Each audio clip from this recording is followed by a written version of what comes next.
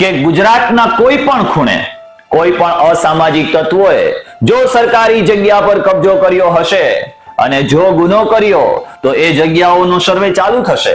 આ જંગલેશ્વરનો સર્વે અને અનેક ગુનેગારોનો ઇતિહાસ એમના આક્રંદ અને આક્રોશની સાથે માત્ર એમનું દુઃખ વ્યક્ત કરી રહ્યા છે. એ લોકો કહે છે કે અમે કરીએ તો શું કરીએ, કોના આધારે રહીએ, અમારો માત્ર એક આશરો હતો અને એ આશરો અમારો છત હતું એ પણ છીનવાઈ ગયું.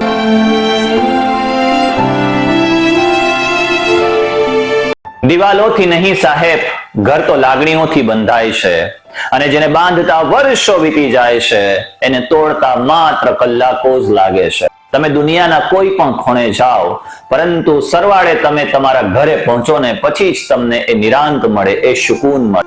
આજ એ લોકો જે ઘર વિહોણા થયા છે એ લોકો એમનો સુકૂન ક્યાં મેળવવા જશે? એ વિચારશે કે મારે ઘરે જવું છે, ધારીને પણ એ ઘરે નહીં પહોંચી શકે કારણ કે ત્યાં કશું જ નથી રહ્યું. કાટમાળ થઈ ગયો છે, માત્ર અને માત્ર મેદાનો દેખાય છે. મિત્રો, હું જે વાત કરી રહ્યો છું એ વાત કરી રહ્યો છું રાજકોટના જંગલેશ્વરના મેગા ડિમોલેશનની, કે જેને મેગા ડિમોલેશન નહીં એમને મેગા તબાહી કહેશું. સરકારને એ રીતે ઘણા બધા પ્રકારના કારણો આપે છે. ઘણા બધા કારણોને ધ્યાનમાં રાખીને આપણે આજના આ મુદ્દા ઉપર વાત પણ કરવાની છે. આ ગુજરાતનું માત્ર આ એક જ ડિમોલેશન નથી, ઘણા બધા એવા વિસ્તારોની અંદર ઘણા બધા પ્રકારના આવા ડિમોલેશન થયા છે કે જેને વિકાસનું નામ આપવામાં આવ્યું છે અથવા તો ક્યાંક એવા નિવેદનો આવ્યા છે કે ત્યાં અસામાજિક તત્વોનો અડ્ડો બની ગયેલું હતું, એટલા માટે કરીને એને સફાયો કરી દેવામાં આવ્યો છે. કેટલા અંશે આ જે નિવેદનો છે એ યોગ્ય છે એ તમે કમેન્ટમાં ચોક્કસપણે જણાવશો. મિત્રો, વિડીયોની હવે હું શરૂઆત કરું છું. ગુજરાત રાજ્યની અંદર ઘણી બધી જગ્યાએ આવા પ્રકારના ડિમોલેશન હાથ ધરવામાં આવ્યા છે કે જ્યાં વર્ષો જૂની યાદો હોય, આપણે આપણા ઘરની અંદર આપણું બાળપણ વિતાવ્યું હોય અને જવાનીનો પડાવ આપણે પાર કરતા હોઈએ, એની અંદર આપણી યાદો છુપાયેલી હોય. જ્યારે વૃદ્ધ હોય એ વૃદ્ધને એવું થતું હોય કે હવે મારી જિંદગીનો જે અંતિમ પડાવ છે એ સુકૂનથી હું આ ઘરની અંદર આ આંગણામાં વિતાવીશ.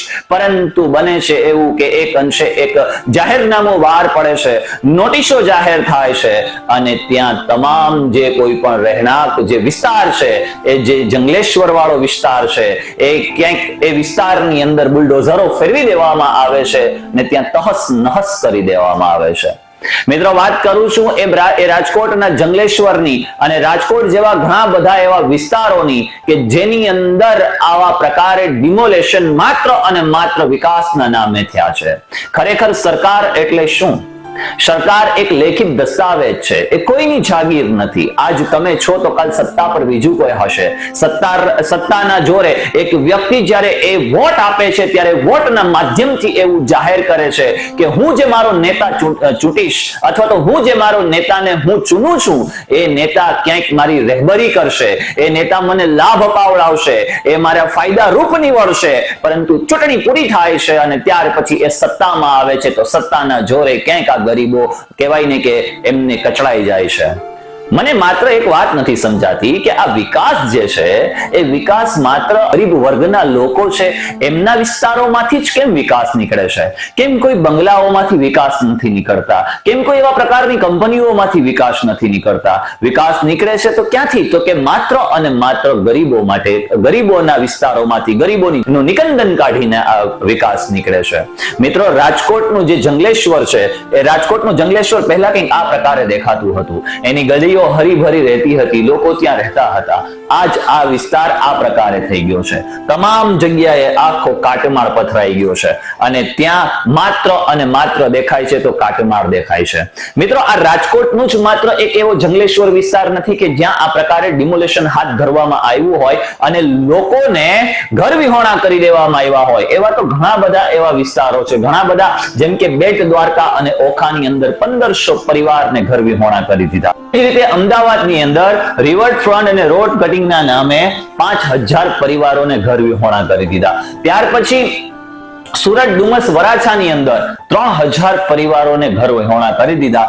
સોમનાથ વેરાવળનો જે દરિયાકાંઠો છે એની અંદર પણ 500 પરિવારો જે છે એ 500 પરિવારોને ઘર વિહોણા કરી દેવામાં આવ્યા છે. ગુજરાતમાં મિત્રો છેલ્લા 5 વર્ષની અંદર અંદાજિત 20,000 પરિવારોને ઘર વિહોણો કરી દેવામાં આવ્યા છે. પછી મિત્રો રાજકોટનું જે જંગલેશ્વર છે એ જંગલેશ્વરની અંદર જ્યારે ડિમોલેશન કરવામાં આવ્યું અને ત્યારે પૂછવામાં આવ્યું કે આ ડિમોલેશનનું કારણ શું છે, ત્યારે આપણા ગુજરાતના ઉપમુખ્યમંત્રી હર્ષ સંઘવી સાહેબ એવું નિવેદન આપે છે કે ગુજરાતના કોઈ પણ ખૂણે કોઈ પણ અસામાજિક તત્વોએ જો સરકારી જગ્યા પર કબજો કર્યો હશે અને જો ગુનો કર્યો તો એ જગ્યાઓનો સર્વે ચાલુ થશે.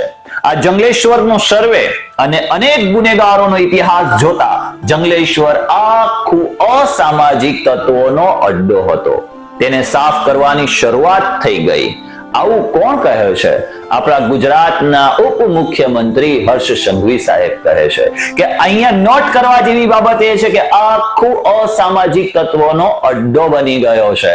તો મારે ખાસ આજના વિડીયોના માધ્યમથી એ સવાલો પૂછવા છે કે શું આ જે કંઈ પણ ગુનાખોરી થઈ રહી હતી એ ગુનાખોરીની તમને જાણ ન હતી કે શું? કેટલા અસામાજિક તત્વો અને કોણ અસામાજિક તત્વો, શું તમારી પાસે એમના આંકડા ન હતા કે શું? તમારા દરેક વિસ્તારની અંદર પોલીસ થાણા છે તો પોલીસ થાણાની અંદર શું આ અસામાજિક તત્વ અથવા ગુનેગારોનું લિસ્ટ નથી કે શું? મિત્રો કે જંગલેશ્વરમાં તમે ગુનાખોરી વધવા જ શા માટે દીધી? બીજો પ્રશ્ન એ ઊભો થાય કે તો આટલા સમય સુધી પોલીસ વિભાગ કરતું શું હતું?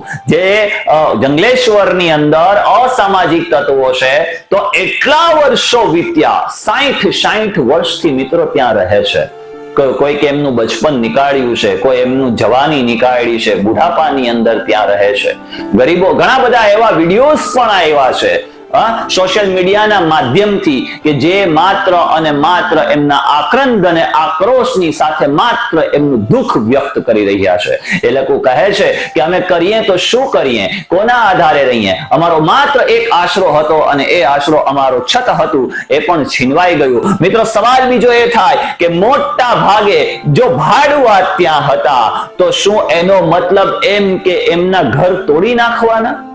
ત્યાર પછીનો મિત્ર સવાલ એ છે કે અત્યાર સુધી સરકાર તમારી છે તો જંગલેશ્વરમાં ગુનાખોરી અત્યાર સુધી કેમ ન ઘટાડી શક્યું? કે આટલા અમથા વિસ્તારમાં જો તમે ગુનાખોરી ન ઘટાડી શક્યા હોય તો ગુજરાતની આશા જ શું રાખવી? અને મિત્રો અહીંયા એક ખાસ બાબત મારે કહેવી છે કે એક વ્યક્તિને જ્યારે ઇન્ટરવ્યુ દરમિયાન પૂછવામાં આવે છે કે રાજકોટ જંગલેશ્વરમાં સરકારને અત્યાર સુધી કેમ ખબર ન પડી કે આ બાંધકામ ગેરકાયદેસર છે? મહાનગરપાલિકાના વેરા હશે, સ્ટ્રીટ લાઇટો આપી હશે, ધારાસભાની અંદર એ લોકો વોટ આપતા હશે. મને અહીંયા વોટ પરથી એક બાબત ખાસ ધ્યાને આવે છે. લોકોથી અને લોકો વડે અને લોકો દ્વારા ચાલતું જે શાસન છે આજ ક્યાંક એની અંદર આ લોકોથી અને લોકો દ્વારા અને લોકો વડે ચાલતું શાસન માત્ર નામનું રહી ગયું છે. લોકશાહી નહીં પરંતુ ક્યાંક તાનાશાહી જોવા મળી રહી છે. મિત્રો ત્યારે એમને પૂછવામાં આવ્યું તો હું એકદમ નિરાધાર થઈ ગયો છું. એવા અમુક પ્રકારના જે વિડીયોઝ છે કે જે ઘણા બધા આપણા હૃદય દ્રવી ઉઠે, આપણને અફસોસ થાય કે આ બિચારા હવે ક્યાં જશે. આ તમે જુઓ છો ને મિત્રો સ્ક્રીન ઉપર એક ભાઈ છે, એમના બેન જે છે એ બિચારા વિકલાંગ છે, અપાહિત છે, ચાલી પણ નથી શકતા, બેસી પણ નથી શકતા, પથારીવશ છે. આ અસામાજિક તત્વો તમને કયા એંગલથી લાગે છે સાહેબ? મિત્રો મજૂરીના પૈસે બાંધેલું ઘર હવે તૂટશે. જંગલેશ્વરના દિવ્યાંગ ભાઈ બહેનની એક કરુણ વ્યથા છે. આ ભાઈ બહેન બંને અપાહિત છે, બંને વિકલાંગ છે. સાહેબ આ અસામાજિક તત્વો તમને ક્યાં એંગલથી લાગે છે? સાહેબ મોદી તારું નખો જ જાય, શું મળ્યું અમારી મહેનતના ઘરને પાડીને? આ બહેન ત્યાં છે અને ત્યાં એક ઇન્ટરવ્યુ લેનાર વ્યક્તિ પાસે પોતાનો આક્રંદ, પોતાનો આક્રોશ ઠાલવી રહી છે કે સરકારમાં અમે તમને ચૂંટીને લાવ્યા અને આજ તમે અમને ઘર વિહોણા કરી દીધા, અમારી માથેથી છત છીનવી લીધી. જંગલેશ્વરમાં ગુજ્યો આક્રોંદ. સાહેબ જુઓ તો ખરી, આમના આંસુનો વિચાર કરવો હતો. આ તમને કયા એંગલથી લાગે છે કે આ પોતે બધા અસામાજિક તત્વો છે? સાહેબે નિવેદન આપ્યું કે અસામાજિક તત્વો છે. જંગલેશ્વરની એક એક ઘરની રડાવી દેતી કહાની છે કે પડોશીએ આશરો આપ્યો છે. સાહેબ આ માજી આ વૃદ્ધાવસ્થાની અંદર એવું વિચારતા હશે કે હું આખરી પડાવમાં છું, અને આ બેન પોતે, મેં એમનું ઇન્ટરવ્યુ સાંભળ્યું છે, આ બેન પોતે કહે છે કે હું બીજાના ઘરની અંદર કામ કરવા જાઉં છું, આ ઉંમરે કામ કરવા જાય છે. એક માતાશ્રી જે વૃદ્ધ છે, એ મહિલા વૃદ્ધ છે, એ વૃદ્ધોની પણ સાહેબ તમે કદર ન કરી અને આમ લોકોના ઘર તમે પાડી નાખ્યા, ઘર વિહોણા કરી નાખ્યા. એ વિચારતા હશે કે મારે આખરી પડાવ અહીંયા નીકાળવો છે, મારું આ ઘર છે. તો એમની પાસેથી એ એક આશ પણ ન રહી, એમનો આશિયાનો આખો તોડી પડાયો છે. સાહેબ બીજી એક વાત કરું, અહીંયા જંગલેશ્વર ડિમોલેશનમાં કાટમાળ વચ્ચે રમતું બાળપણ, એ બાળકને ક્યાં ખબર છે કે હવે તો અમારું ઘર નથી રહ્યું, એ માત્ર ત્યાં રમી રહ્યો છે, એ ખુશખુશાલ એમની મસ્તીમાં મોજ છે. જ્યારે એ મોટો થશે અને આ બધા વિડીયોઝ, આ બધા ચિત્રો એમની સમક્ષ રજૂ થશે, તો વિચારો કે એના માનસ ઉપર કેવડી મોટી અસર થશે. ભારત દેશની અંદર, એમાં ગુજરાત રાજ્યની બેરોજગારી, બેકારી એટલા અંશે વધી છે, એની સાઈડ આપણે થોડો પણ નજર નાખવા માટે તૈયાર નથી. જ્યારે સાહેબ આ વધારે એની અંદર આપણે એડ કરીએ છીએ કે આ લોકો પણ આજ બેરોજગાર થયા છે. આ લોકો, જો સાહેબ આ લોકો માલદાર હોત, આ લોકો પૈસાદાર હોત, તો એ લોકો બંગલામાં ન રહેતા હોત. આવી જગ્યાએ એમને રહેવાની જરૂરિયાત જ શું ઊભી થાય? ઘણી બધી બાબતોની ચર્ચા કરવી છે, પરંતુ બાળકને ક્યાં ખબર છે કે પોતાનું ઘર જ નથી રહ્યું. જંગલેશ્વર ડિમોલેશન, એ કાટમાળની અંદર એ બાળક રમી રહ્યું છે. ત્યાર પછી ઈંટો અને પથ્થરનું બનેલું એ માત્ર મકાન ન હતું, વર્ષોની મહેનતથી સિંચેલું એક સપનું હતું. એ દીકરી જ્યારે એ ઘરની અંદર મોટી થાય અને એની એ ઘરની અંદરથી લગ્ન થાય, રૂક્ષતી થાય, તમે વિચાર તો કરો કેટલા બધા અરમાનો હશે, કેટલી બધી આશાઓ હશે કે જે આ કાટમાળની અંદર એ દટાઈ ગઈ છે. સાહેબ ઘર છીનવાઈ જતા ભાંગી પડેલ માને એક એમના દીકરાએ સંભાળી છે કે માં, હવે આપણું અહીંયા કશું જ નથી રહ્યું, આપણું જે મકાન છે એ પડી ગયું છે. આ જે સરકાર છે એ સરકારે છીનવી લીધું છે કે જે સરકાર લોકો માટે હોય છે, લોકો દ્વારા એ સરકાર હોય છે. હવે લોકોએ ધ્યાન રાખવું જ રહ્યું, પરંતુ અહીંયા આ બાળકો જ્યારે અભ્યાસના સમયગાળા દરમિયાન, અને સાહેબ માથે તો 10મા અને 12મા બોર્ડની પરીક્ષાઓ હતી, એની અંદરથી એ બાળકો ભણતા હશે, એ લોકો વિચારતા હશે કે હું આવનારા સમયની અંદર ક્યાંક આઈપીએસ બનીશ, ક્યાંક આઈએએસ બનીશ, દેશને ક્યાંક હું ફાયદારૂપ નીવડીશ. પરંતુ આની ઉપર કેવડી મોટી અસર પડી હશે કે એ ઘરની અંદરથી તમામ જે સામાન છે એ સામાન લઈને આ બંને દીકરીઓ જઈ રહી છે. અને આપણે વાત કરીએ છીએ કે દીકરી ભણાવો, આ કઈ રીતે સાહેબ ભણશે? આપણું આ ભારતનું ભવિષ્ય કઈ રીતે આપણે ઘડી શકીશું કે આવી પરિસ્થિતિની અંદર આ લોકોને આપણે મૂકી દીધા છે? અહીંયા આ માત્ર આની અંદર આ લોકોનું મકાન ન હતું. એ બાળકને યાદ આવતું હશે, એ બાળકનું એ રસોડું કે જ્યાં એ માં પકાવતી હશે અને એના માના હાથના જે રસોઈની જે સુગંધ આવતી હશે. જ્યારે એ બાળક સંતા કુકડી રમતું હશે, ત્યારે એ સંતા કુકડીની અંદર એની એ યાદો છુપાયેલી હશે. પરંતુ આજ બધું જ આ વિકાસના નામે તહસ નહસ કરી નાખ્યું છે. સાહેબ તમે આ લોકોના ઘર નથી પાડ્યા, તમે આ લોકોની ઉમ્મીદો તોડી છે, તમે આ લોકોની આશાઓ સાથે રમ્યા છો, તમે આ લોકોનું જીવન બરબાદ કર્યું છે, રસ્તે રઝળતા મૂકી દીધા છે. એક આસ એ લોકો સરકાર પાસે રાખે છે.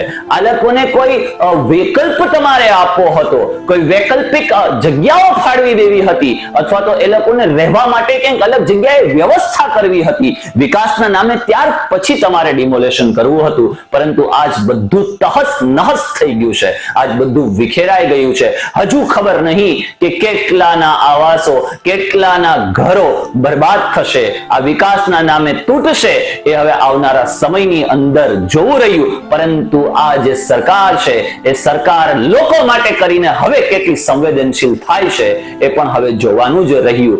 મળીએ છીએ નેક્સ્ટ વિડીયોની અંદર. આ વિડીયોને તમારું શું કહેવું છે કમેન્ટ ચોક્કસપણે કરજો. ધન્યવાદ.